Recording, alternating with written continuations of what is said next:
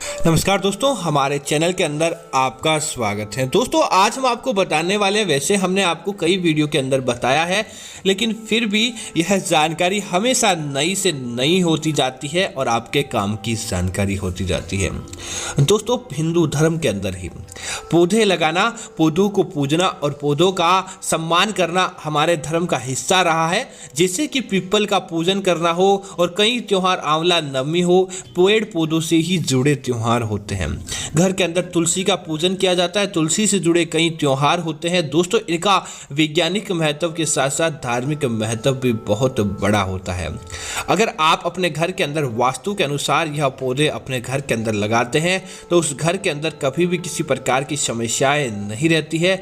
अपने आप ही उस घर के अंदर संपन्नताएं आने लगती है और देखते देखते उसके जीवन के अंदर सारी परेशानियां अपने आप ही समाप्त होने लगती है। दोस्तों, शास्त्रों के अनुसार देखें या पुराणों के अनुसार देखें तो इन पौधों के अंदर बहुत दिव्य शक्तियां होती हैं।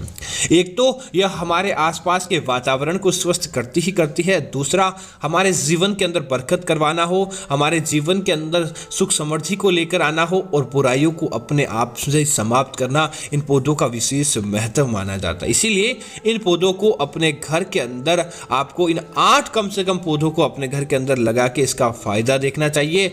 आप देखेंगे कि आपके जीवन के अंदर अपने आप ही समृद्धि बन जाएगी और आपके जीवन के अंदर कभी भी दुख दारुण्य नहीं रहता है।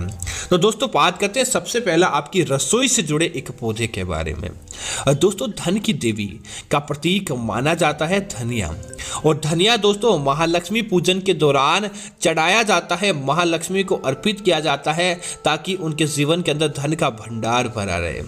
दोस्तों, अगर आप चाहते हैं आपकी रसोई के अंदर कभी भी किसी प्रकार की कोई समस्याएं न हो, आपकी रसोई सदैव हरी भरी रहे, अर्थात कि धन धान्य से और अनाज की चीज़ों से भरी रहे और महालक्ष्मी का सदैव आशीर्वाद आपके जीवन पर बना रहे, तो अगर सबसे पहले आप क्या करें कि किसी भी शुभ शुक्रवार के दिन आप अपने घर के अंदर, अपनी रसोई घर के अंदर एक गमले के अंदर या एक उसे खुले पात्र के अंदर आप धनिया को उगा दें।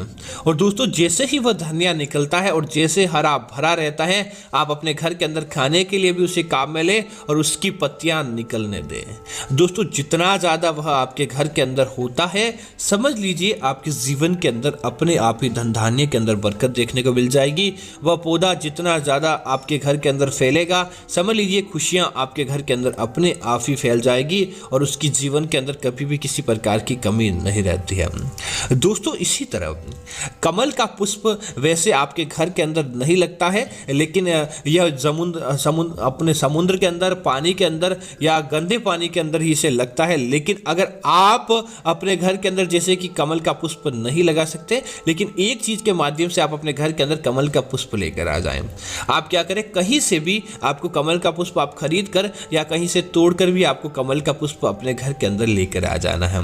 उसके बाद आप क्या करें, अपने घर के अंदर इसे छत पर आपको सुखा देना चाहिए।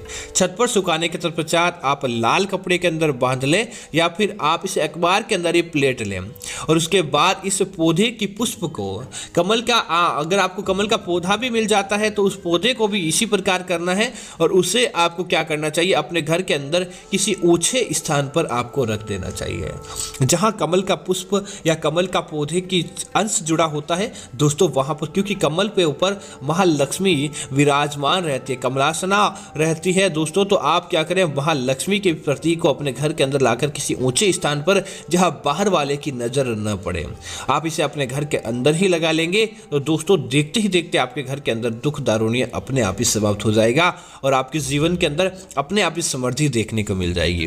दोस्तों, इसी तरह कई लोग क्या करते हैं, पीपल का पूजन करते हैं, लेकिन इस बात का आपको ध्यान रखना चाहिए, पीपल को कभी भी घर के अंदर नहीं लगाया जाता है। घर के बाहर की दिशा की तरफ पीपल लग सकता है, लेकिन ऐसा माना जाता है जिस घर के अंदर पीपल होता है या पीपल के आपकी घर की दीवारों पर भी पीपल आ जाता है, तो तुरंत प्रभाव से विधि विधान से किसी ब्राह्मण की या पंडित की सहायता लेकर आपको उसे वहां से आपको ऐसे भी नहीं हटाना चाहिए, अन्यथा आपको कई विकार लग जाते हैं। तो अच्छा मुहूर्त और तिथि देखकर आपको तुरंत प्रभाव से पीपल को अपने घर से हटा देना चाहिए और न ही पीपल का पौधा अपने घर के अंदर लगाना चाहिए, क्योंकि दोस्तों पीपल के ऊपर बहुत ज्यादा सकारात्मकता और नकारात्मकता जुड़ी होती है जो कि वहां पर फैलती और नहीं फैलती। इसीलिए पीपल को आपको अपने घर के अंदर नहीं लगाना चाहिए, इस बात का आपको ध्यान रखना चाहिए। दोस्तों मुख्य पौधे की बात करें तो वैसे तो हर हिंदू के घर के अंदर होता है, लेकिन इसके बाद भी हम आपको बता दें कि तुलसी का पौधा दोस्तों, जिसको साक्षात माता लक्ष्मी का प्रतीक माना गया है, अगर आप तुलसी का पौधा अपने घर के अंदर लगाते हैं और नित्य संध्या के समय तुलसी के पौधे के पास आप धूप दीप करते हैं और सुबह माता तुलसी को जल देते हैं, तो दोस्तों साक्षात माता तुलसी को प्रसन्न करने के बराबर माना जाता है। माता तुलसी से इतनी ज़्यादा प्रसन्न होती है कि आपके घर के अंदर धन धान्य का भंडार भर देती है और आपके जीवन के अंदर किसी भी प्रकार का दुख दारुण्य नहीं रहता है। इसीलिए तुलसी के पौधे को अपने घर के अंदर जरूर लगाएं और इसका फायदा आप अपने जीवन के अंदर देख सकते हैं।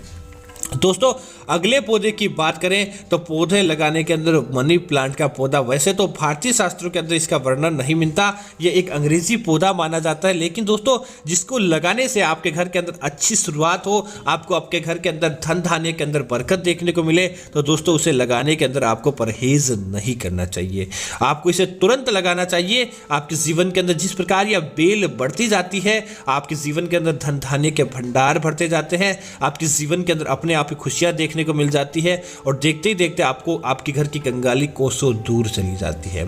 दोस्तों इसी तरह अगले पौधे की बात करें तो केले या केली का पौधा, जिसे भगवान विष्णु और माता लक्ष्मी से जोड़कर देखा जाता है, आपके जीवन के अंदर धन धान्य की बरकत भरने के साथ ही यह कई प्रकार के दोषों को समाप्त करने का कार्य करता है। नजर दोष दोस्तों, जिस घर के अंदर केले का पौधा या केली होती है वहां पर नजर दोष नहीं लगता, उस घर के सदस्यों के ऊपर से ऊपरी बाधाएं अपने आप ही चली जाती है और उस पौधे के पास आकर सारी नकारात्मकता अपने आप ही जलकर समाप्त हो जाती है। इसीलिए केले या केली का पौधा आपको अपने घर के अंदर जरूर लगाना चाहिए।